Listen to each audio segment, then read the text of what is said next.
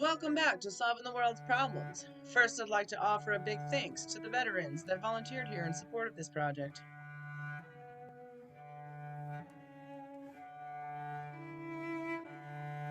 Today's video is the first of 2 parts of veteran interviews. I think this is the path to discovering how our nation's heroes might feel about the world's problems. Why is the problem a problem? Or one of our biggest questions that we have in life is, why am I here? We're on a molten lava ball, like whizzing through black nothing.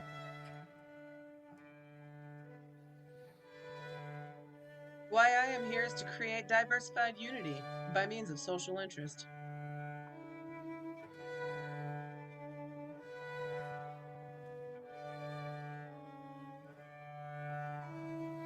Seemingly, the mainstream media is intended to divide the people. Can't we all just get along? Our world needs more love. I've created this channel to reconnect the people. Through this, I'm revealing our connection in just one question. Do you think the world has problems? Oh my gosh, our world has a massive problem. There's plenty of there are lots of problems on this planet.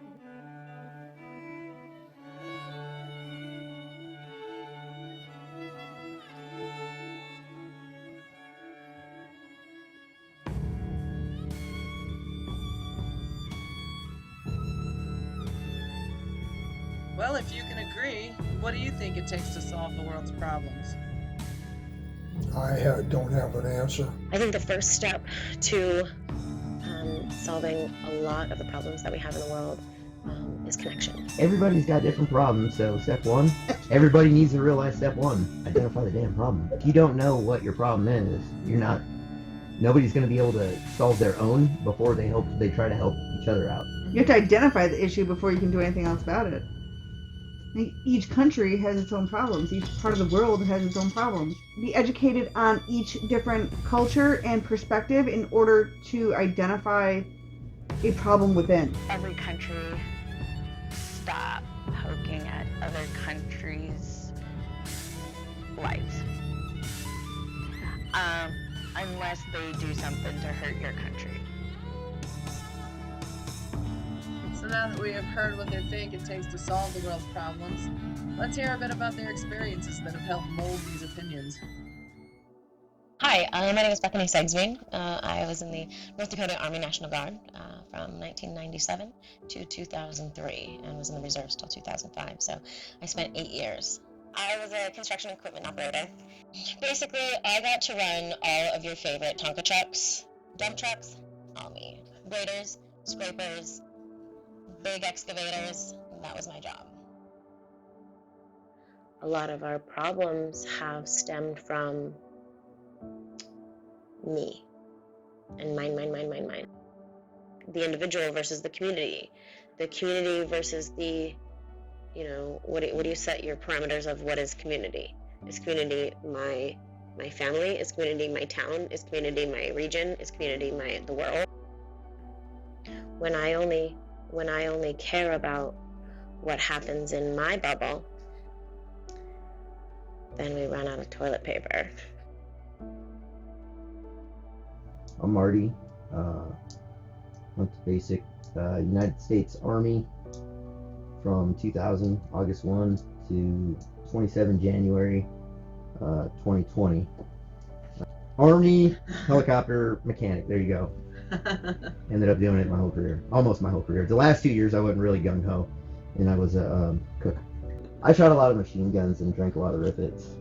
I was either a maintenance tech or a crew chief, so I was either sleeping or wrenching. I knew ever since I was a little kid. There wasn't one time that my parents went out and I wasn't playing Army in the streets as a little kid with my buddies.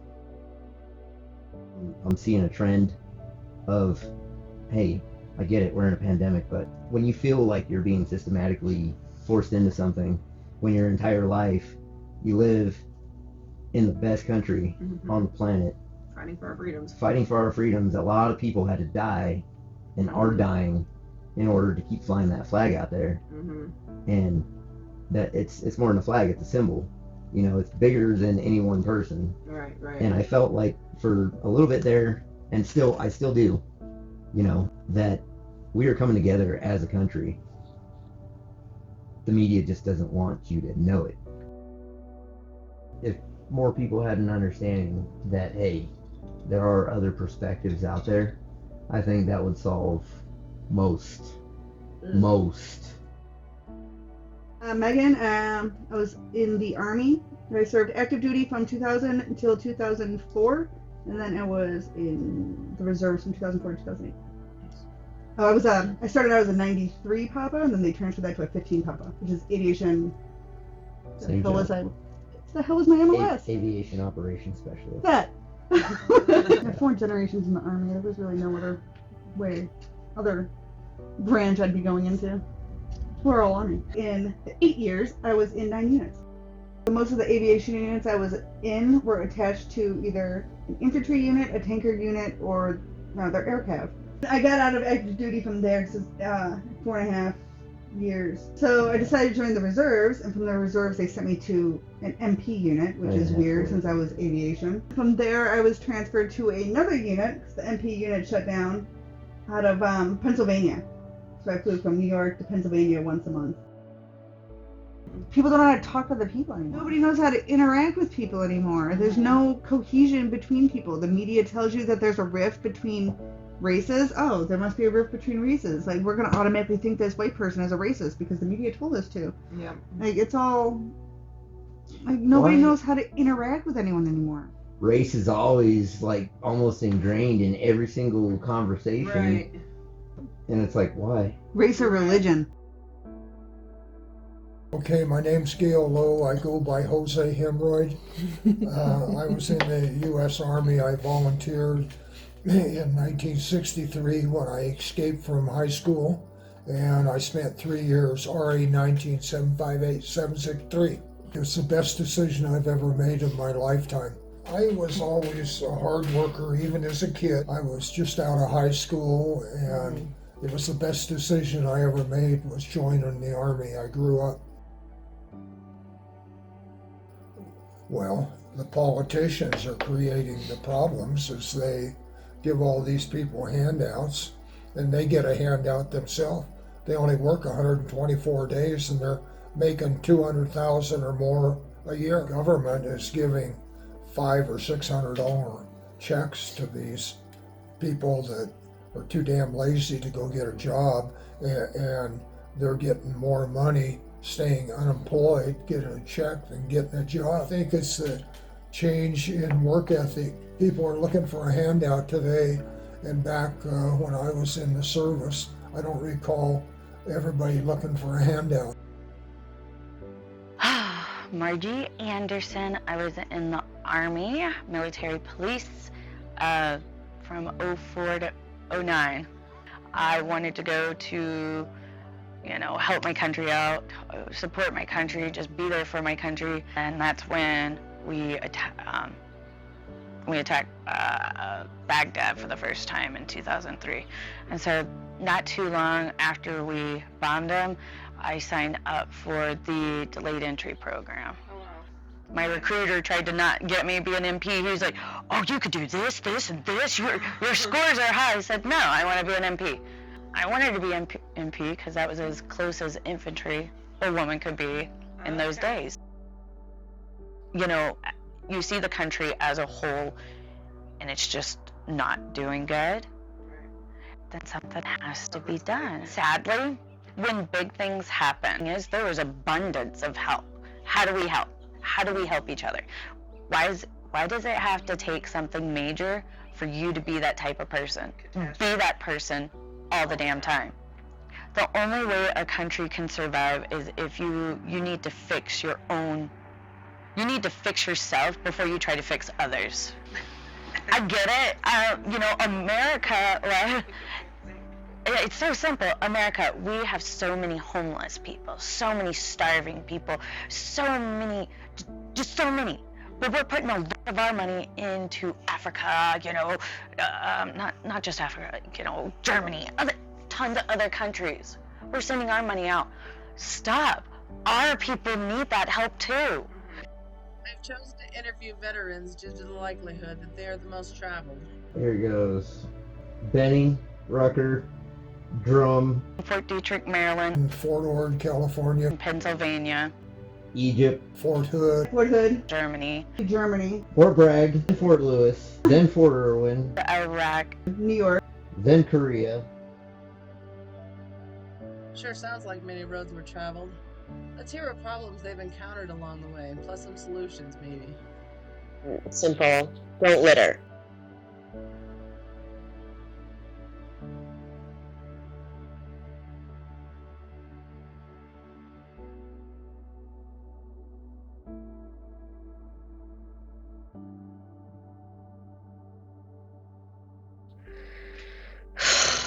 None of it's simple. None of it's simple. It depends on where you live. It all depends on like where in the world, like South America, and like there's no cohesion. People, there's not enough common ground. There's too many areas to touch on. A lot of the homeless population is veterans. work ethic is bad. Mental issues, substance abuse issues, marital issues. You can look at healthcare. Like health insurance, Right. it doesn't want to pay for mental health Mm-hmm. or psychiatric health, or it just doesn't like to cover that. You can look at availability of clean water. Fighting over religion and land. You know, kids are not getting food. We are doing a huge disservice to our children by defunding education. One of the main problems is people don't realize that there are other areas, and it's not just geographical, Mm-hmm. it's mental, Mental. Mm-hmm. it's spiritual, it's, you know, it is what you want it to be. And because we have these type of freedoms, especially in this country, Mm-hmm. I think one of the biggest problems is people not realizing that and not using it to their full advantage within a respectable level for each other. Everyone's always judging each other. So many divides. Because of social media. I think that's the problem. Is social media. Yep. And the news. Cool, so be it. I do believe that's why we have a big country with 50 different states in it. You don't like the way, you know, they have it over here, well then move over here.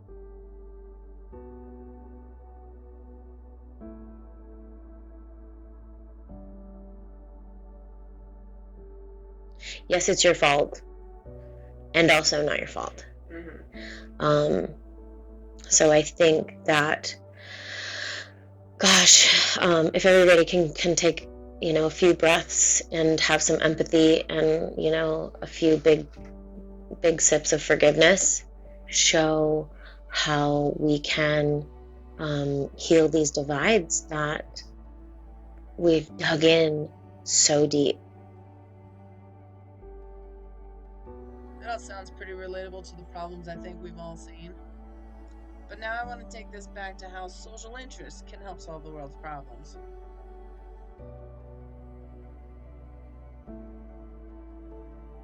I am using this platform to invite the 8 billion members of the human community to donate $1 to support this project of bringing all different social groups together in the participation of solving the world's problems.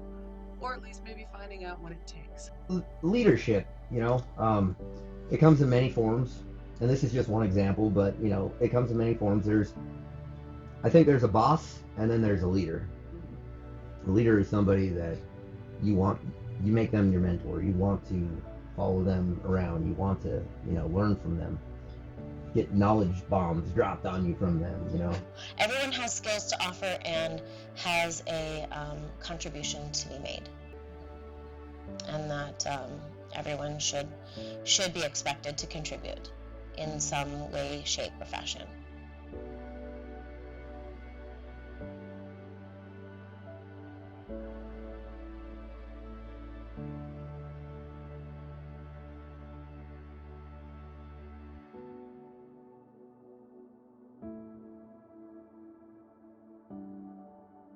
people are inherently good people Right. with total barriers just blocking that natural way of life, and not enough people see that, and that is the biggest problem in my mind anyway. Now that I think about it, it's like maybe the world is okay except for the ones that really want and need the help.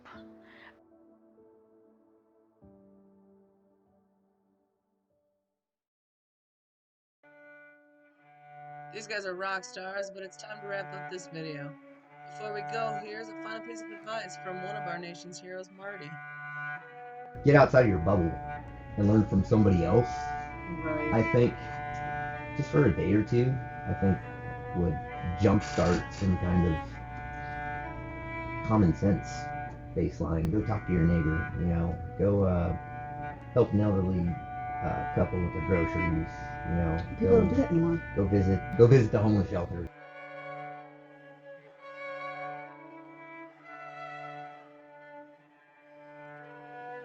As previously mentioned, this video is the first of 2.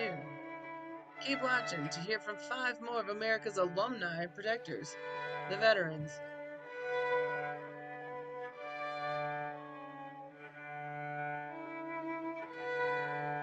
Thanks again for watching my channel. Please continue to watch and share.